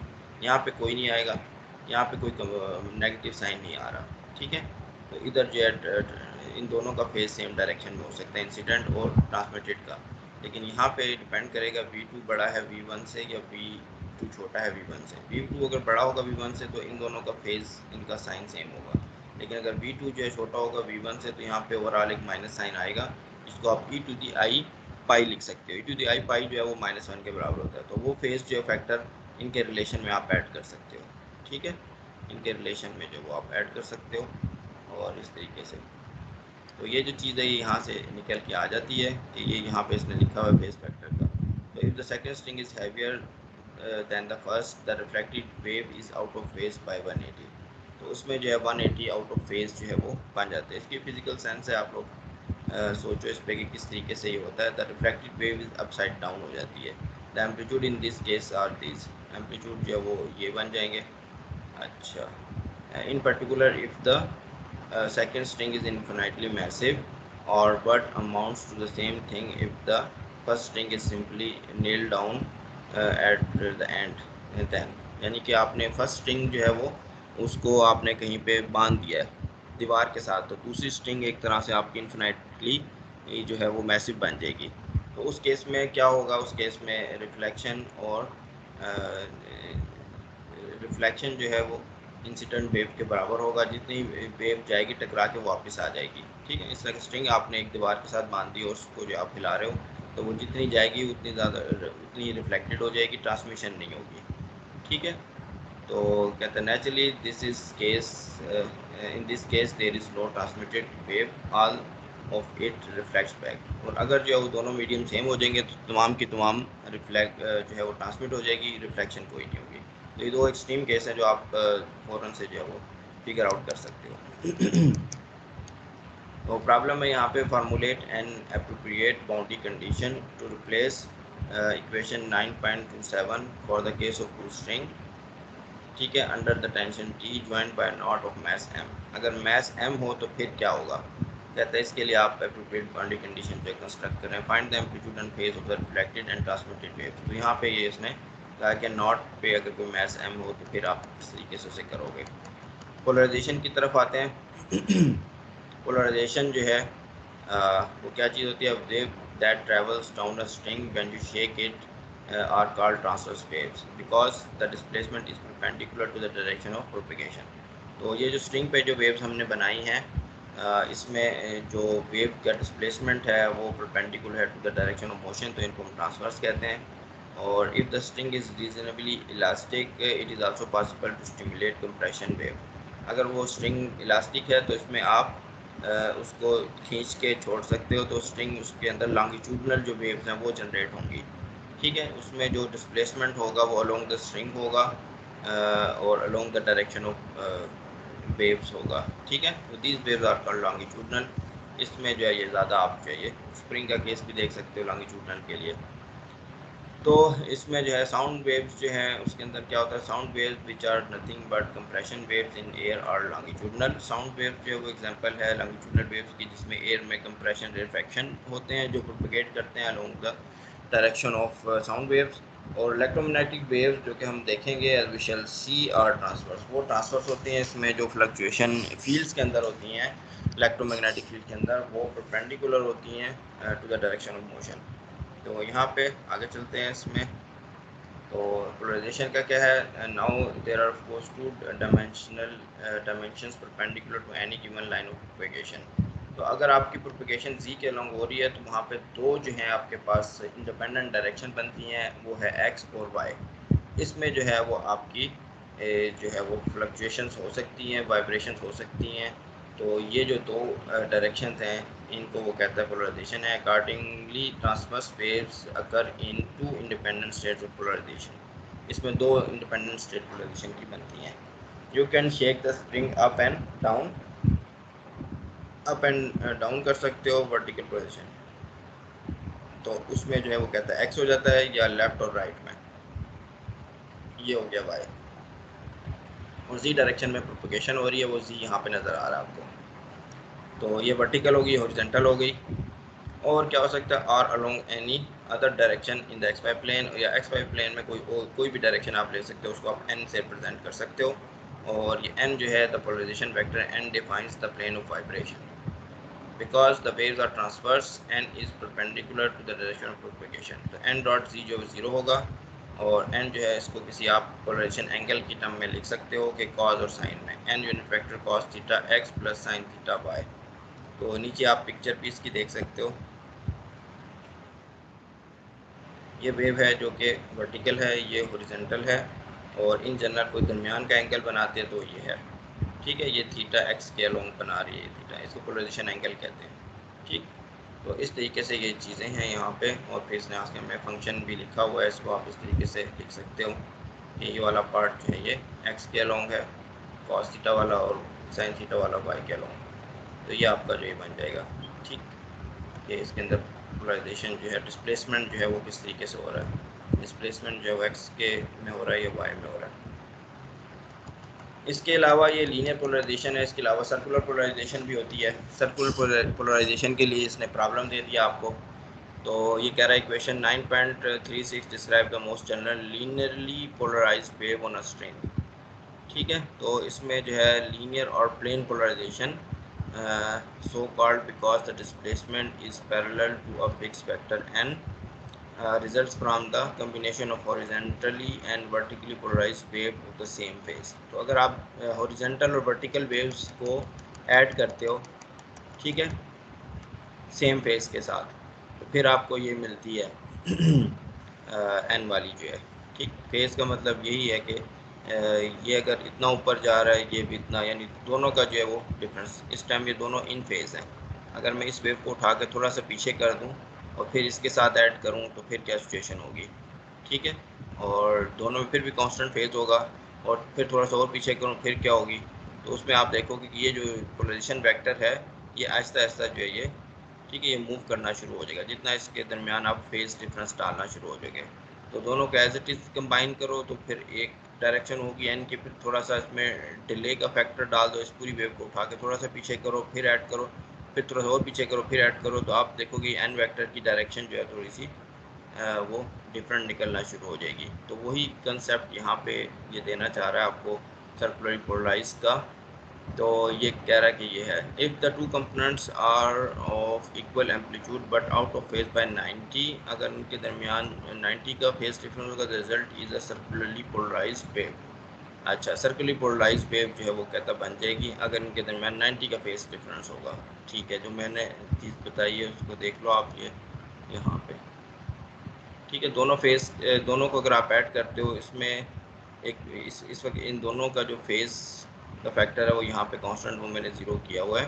अब यहाँ पे भी एक फेस फैक्टर डाल लो आप, हॉरिजॉन्टल डेल्टा हॉरिजॉन्टल, इधर भी आप डेल्टा वर्टिकल डाल लो, और फिर इन दोनों को जब आप कंबाइन करते हो, उन दोनों का जो फेस फैक्टर का जो डिफरेंस है, ठीक है, वो अगर जो है वो 0 है या 90, अगर वो 90 है तो फिर जो है आपको सर्कुलरली पोलराइज्ड वेव मिलेगी।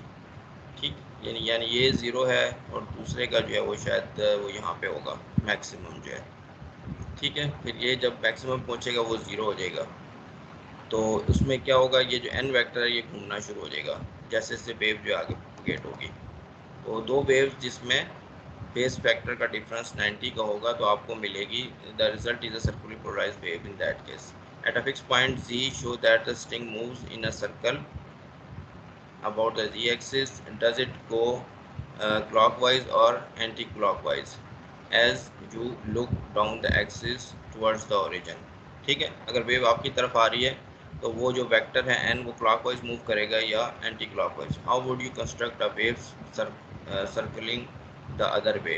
In optics, the clockwise case is called right circular polarization and anti-clockwise the left circular polarization.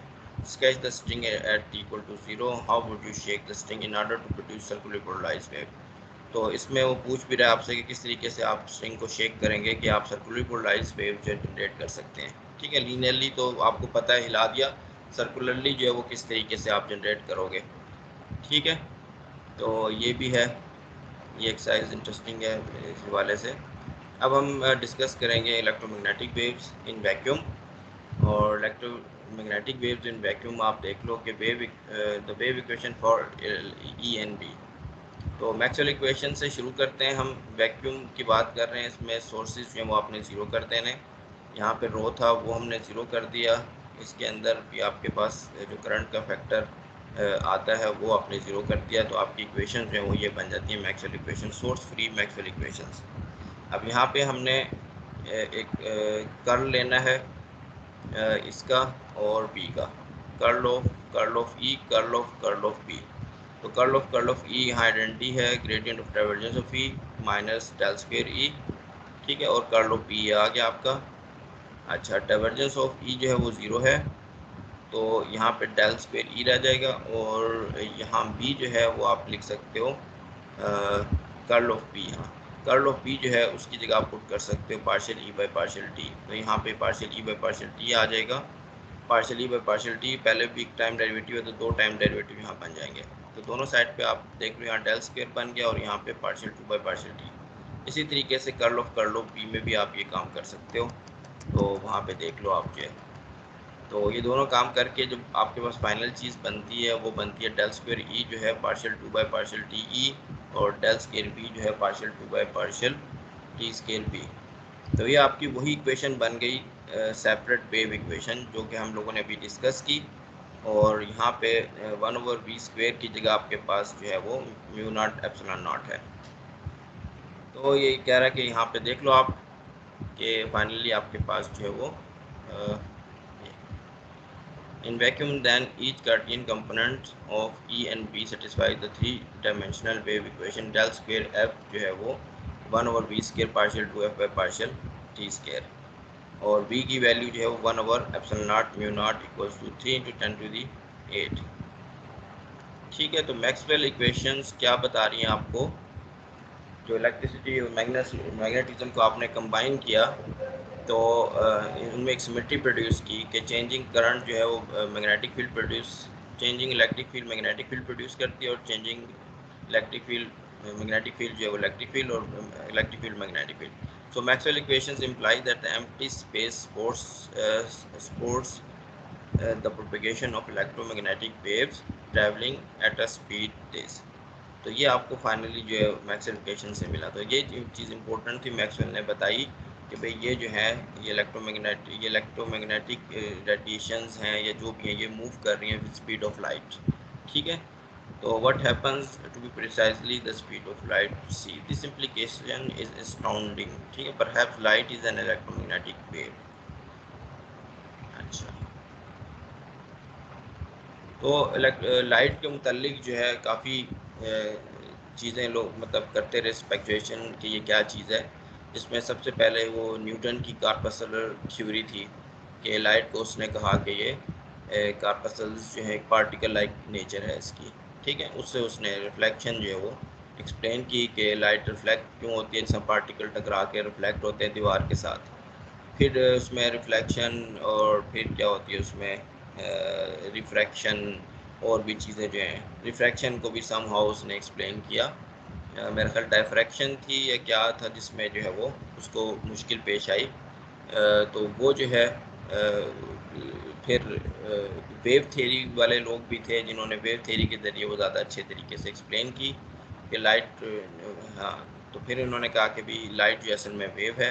तो ये चीज़ चलती रही यहाँ तक कि मैक्सवेल जो है उसने फिर ये जो इलेक्ट्रोमैग्नेटिक यानी एक और एस्पेक्ट ऐड किया कि लाइट असल में इलेक्ट्रोमैग्नेटिक जो है वेव है, ठीक है। Light is an electromagnetic wave. ये क्लासिकल थ्योरी के एस्पेक्ट तक ये बात बिल्कुल सही है।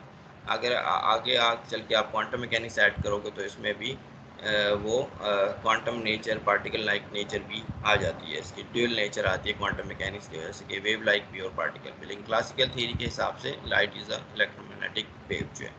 Of course this conclusion does not surprise anyone today. आज कहते हैं किसी को भी ये सरप्राइज नहीं करता, well imagine but revelation it was in Maxwell's time. तो मैक्सवेल के टाइम में ये कितनी बड़ी जो है ये एक रेवलेशन थी, यानी कि ये पता चलना कि यार ये चीज़ होती है। Remember how epsilon naught and mu naught came into the theory in the first place? They were constants in Coulomb's law and Biot-Savart law. Coulomb's law और Biot-Savart law में जो constant थे वो C में उनका उसका relation बन गया। You measure them in experiments involving charges, pitch balls, batteries, wires, experiments और ये, ठीक है। तो यहाँ से जो है ये इलेक्ट्रोमैग्नेटिक थ्योरी जो है वो लाइट की बन गई और इसी में फिर एक रेवोल्यूशन आया। जो ऑप्टिक्स एक फील्ड समझी जाती थी कि बिल्कुल ही वो अलग थलग है इलेक्ट्रोमैग्नेटिज्म से, जिसमें आप लाइट रे थ्योरी यूज़ करके रिफ्लेक्शन, रिफ्रैक्शन और बहुत सारी चीज़ें जो है वो स्टडी करते थे। अब उसका कनेक्शन इलेक्ट्रोमैग्नेटिक थ्योरी के साथ बन गया और इलेक्ट्रोमैग्नेटिक थ्योरी फंडामेंटल लेवल पे ऑप्टिक्स के जो लॉज हैं, Snell's law, law of reflection, ये सारी चीज़ें जो है वो एक्सप्लेन करते हैं, ठीक है। तो मैं देखूंगा कि मैं किस हद तक जा सकता हूँ, वो भी आप लोगों को बता दूंगा, लेकिन ये है इसमें। अच्छा, मोनोक्रोमैटिक प्लेन वेव आप देख लो इसमें। वो क्या होती है? मोनोक्रोमैटिक का मतलब होता है कि एक कलर वाली, जो क्रोम का मतलब कलर होता है, ठीक है। तो we may confine our attention to sinusoidal waves of frequency omega. तो एक कलर एक frequency, since different frequency in the visible range correspond to different colours, such waves are called monochromatic, ठीक है। Suppose moreover that waves are traveling in the z direction and have no x or y dependence, these are called plane wave because the fields are uniform over t। तो खैर ये इसने बनाए हुए हैं electric field और magnetic field को इसने अब लिख लिया इस तरीके से कि ये जी के लोग मूव कर रही हैं, ये इसका एम्पलीट्यूड है। और ये टिल्डा की नोटेशन हमने जैसे पहले बताई थी, कम्प्लेक्स एम्पलीट्यूड है, इनका रियल पार्ट जो है वो आपको आंसर बताएगा। अच्छा, तो इलेक्ट्रोमैग्नेटिक स्पेक्ट्रम भी देख लो आप इस टेबल में कि मुख्तलिफ फ्रिक्वेंसीज़ के हवाले से गैमा रेज हैं, एक्स रेज है, अल्ट्रा वायलट। विजिबल रेंज में अल्ट्रा वायलट ये हैं जो वायलट से ऊपर वाले, और नीचे रेड होता है, रेड से नीचे वाले इंफ्रा रेड। फिर माइक्रोवेव है, फिर ये रेडियो वेव्स हैं, इनकी वेवलेंथ। और ये तो विजिबल की आपको थोड़ा बहुत अंदाज़ा होना चाहिए कि वो क्या रेंज है वेवलेंथ के हवाले से और इस तरह, ठीक है। तो नैनोमीटर में 700 वगैरह के करीब बन जाती है शायद ये नैनोमीटर में।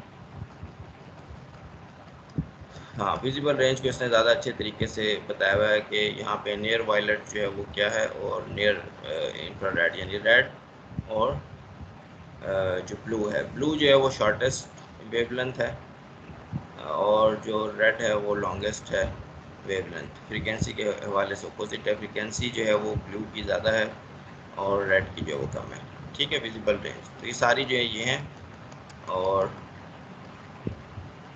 अच्छा यहाँ पे फिर वो एम्पलीट्यूड का इसने बता दिया। अब हम थोड़ा आगे चलते हैं। Now the wave equation for E and B were derived from Maxwell equations, however whereas every solution to Maxwell equation in empty state must obey the wave equation, the converse is not true, ठीक है।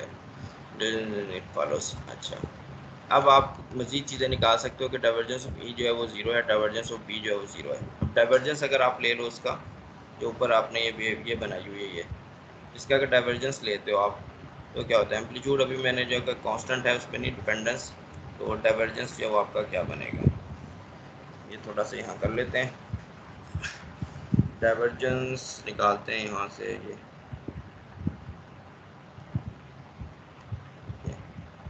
और इसका divergence ये, और यहाँ पे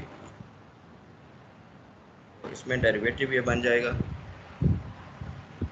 क्योंकि ये सिर्फ जी पे डिपेंडेंस है इसका, पार्शियल सी, ठीक है। और ई का जो है वो टिल्डा वाला पार्ट जो है वो आपका इधर आ जाएगा।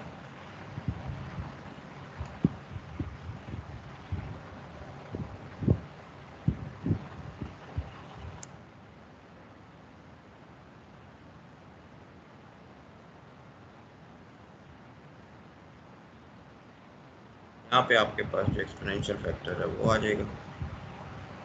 एक्सपोनेंशियल फैक्टर क्या था, हाँ ई नॉट, अच्छा आई के सी माइनस ओमेगा टी,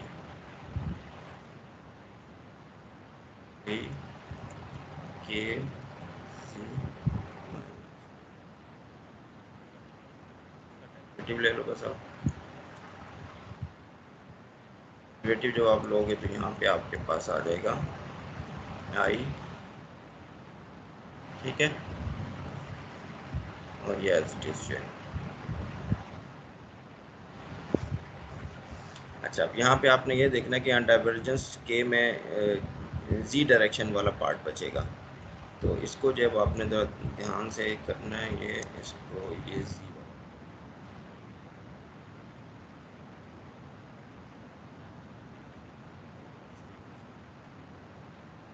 यहाँ पे भी जी वाला पार्ट जो है, ये डाइवर्जेंस ऑफ ई अगर इक्वल टू ज़ीरो है तो इसका मतलब ये होगा कि ई जी जो है वो, ठीक है, एम्पलीट्यूड का जी पार्ट जो है वो ज़ीरो है। इसी तरीके से डाइवर्जेंस ऑफ बी जो है वो, इसका जी पार्ट ज़ीरो है, ठीक है। तो ये चीज़ अब तेज़ी तेज़ी से आप लोग कर सकते हो, जैसी इक्वेशन देखिए फ़ौरन से आप के की टर्म में उसका रिलेशन जो है वो लिख सकते हो। तो जी पार्ट जो है वो ज़ीरो है। इसके अलावा क्या है, इसके अलावा जो है वो ये फिर दोबारा मैंने ये चीज़ लिख दी, हाँ वही चीज़ है इसको,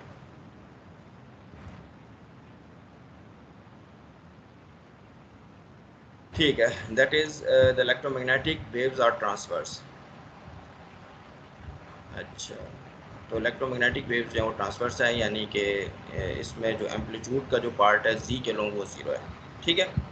तो आप देख रहे हो किस तरह मैक्सवेल इक्वेशंस के अंदर से वो चीज़ निकल के आ रही है। अक्सर क्वेश्चन हम लोग कर लेते हैं ये एमफिल के वाइवे में कि भाई आपको कैसे पता चलता है, मैक्सवेल इक्वेशन से आप बता सकते हो, तो ये एक बिल्कुल एक स्टेप की चीज़ है कि आपको एक वेव जो है वो जी के अलोंग मूव कर रही है, तो वो जो है वो प्रोपोर्शनल होगी इस कम्प्लेक्स फैक्टर के, ठीक है। और divergence of E free space में ज़ीरो होता है। फ्री स्पेस में जब आपने डाइवर्जेंस ऑफ ई ज़ीरो किया तो यहाँ से फ़ौरन निकल आएगा कि जी के लॉन्ग कंपोनेंट जो है वो ज़ीरो है। जब जी के लॉन्ग कंपोनेंट ज़ीरो है तो फिर वो सिर्फ परपेंडिकुलर ही बच सकता है। तो यहाँ से आप फ़ौरन से बता सकते हो that is the electromagnetic waves are transverse, ठीक है। एक और तरीका भी है इसके, इलेक्ट्रिक फील्ड और magnetic field are perpendicular to the direction of proton. अब ये एक और एक्स्ट्रा इन्फॉर्मेशन है जो आपकी यहाँ से निकल के आती है, curl of E equals to minus partial B by partial D. अब कर्ल ऑफ ई यानी यहाँ पे डेल की जगह आप के लिख सकते हो, और यहाँ पे आपका ई वेक्टर आ जाएगा, ठीक है। डेल की जगह आप के लिख सकते हो, के जो है वो जी डायरेक्शन में है, और ई की जगह आपका एम्पलीट्यूड आएगा, ठीक है। और बी की जगह टाइम डेरिवेटिव है तो ओमेगा आएगा, ठीक है, ओमेगा का फैक्टर भी आएगा और साथ बी का एम्पलीट्यूड, तो ओमेगा यहाँ पे आ जाएगा, यहाँ पे के वेक्टर जो है वो जी के। तो ये फ़ौरन से आप इसका ये रिलेशन लिख सकते हो आप लोग, ये और स्टेप्स करने की ज़रूरत ही नहीं है। तो जहाँ जहाँ आपका डेल है उसको आप क्या रिप्लेस कर सकते हो, इस केस में इसको आप रिप्लेस कर सकते हो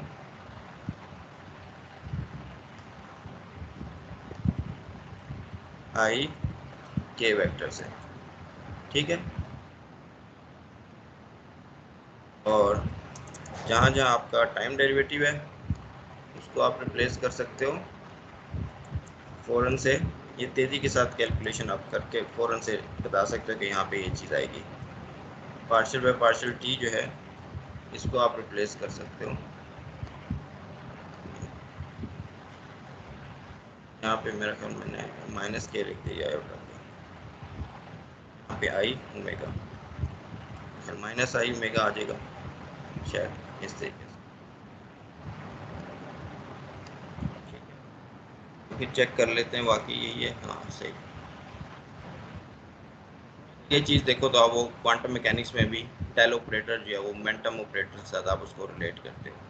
ठीक है, आई को अगर यहाँ पे ले आओ तो माइनस आई बन जाएगा, माइनस आई डेल जो है वो के या मोमेंटम ऑपरेटर भी बन जाता है, और टाइम वाला जो है वो हैमिल्टोनियन बन जाता है। यहाँ पे आई जो है ठीक है, पार्शियल एनर्जी हैमिल्टोनियन या एनर्जी या उसका ताल्लुक कुछ ओमेगा के साथ आप बना सकते हो, ई टी होता है या ओमेगा टी है। तो ये ऑपरेटर है, ये यहाँ पे आप करके ये वाला रिलेशन फ़ौरन से देख सकते हो आप कि ये बी जो है ये आपको क्या बता रहा है कि ई और जी जो है, बी जो है की डायरेक्शन ई और जी के परपेंडिकुलर है। ठीक है, और आपने ये तो बता दिया कि ई नॉट और बी नॉट जो है वो लाई कर रहे हैं परपेंडिकुलर टू जी जो है, और यहाँ पे ये पता चल गया।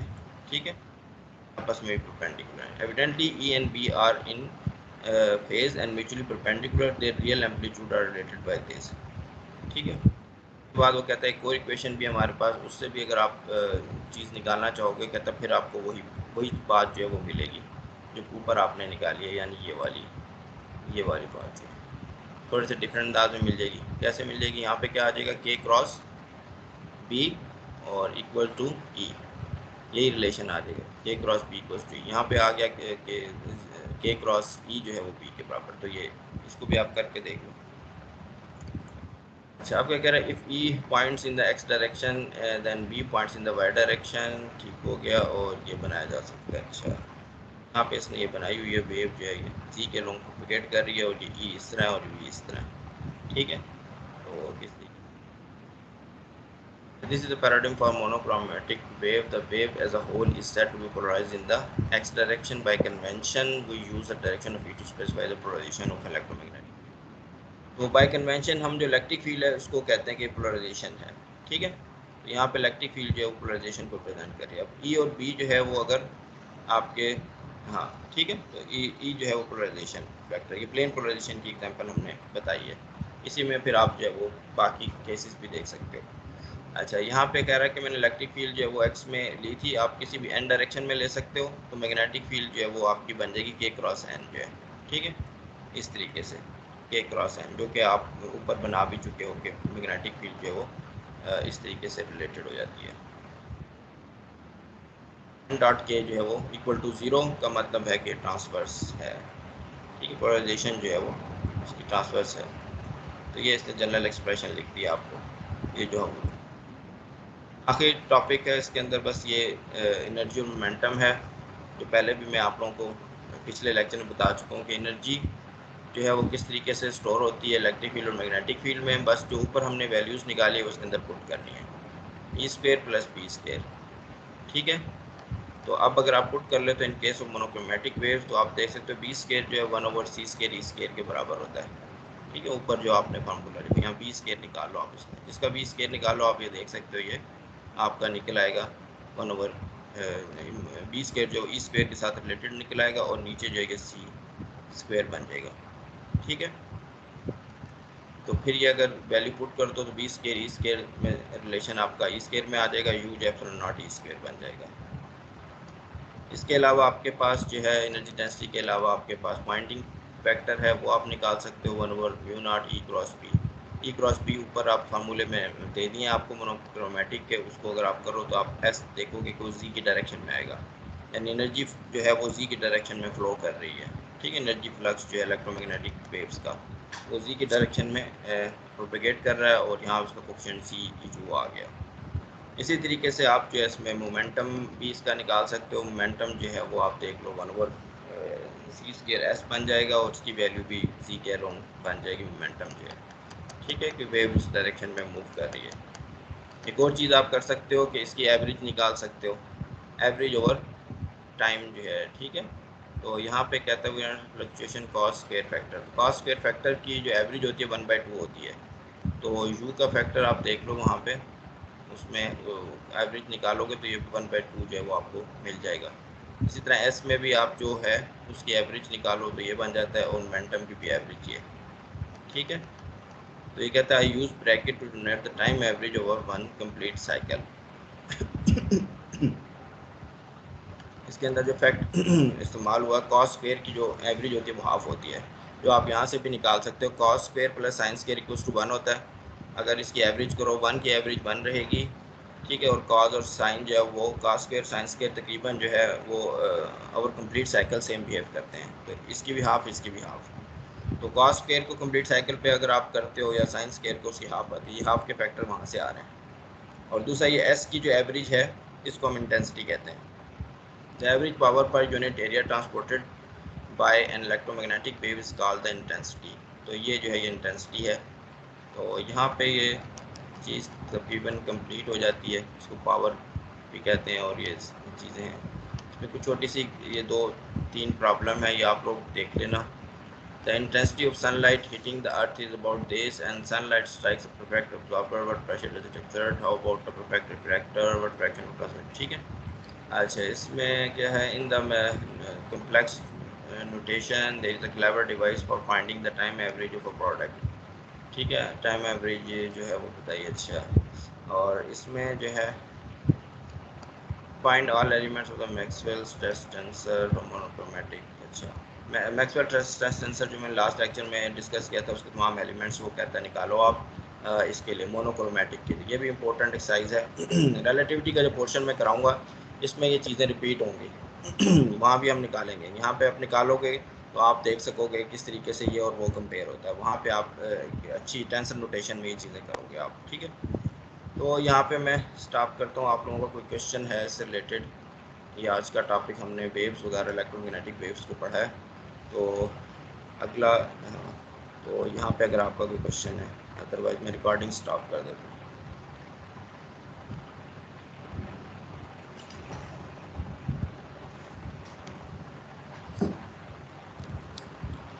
हेलो सर, अस्सलाम वालेकुम।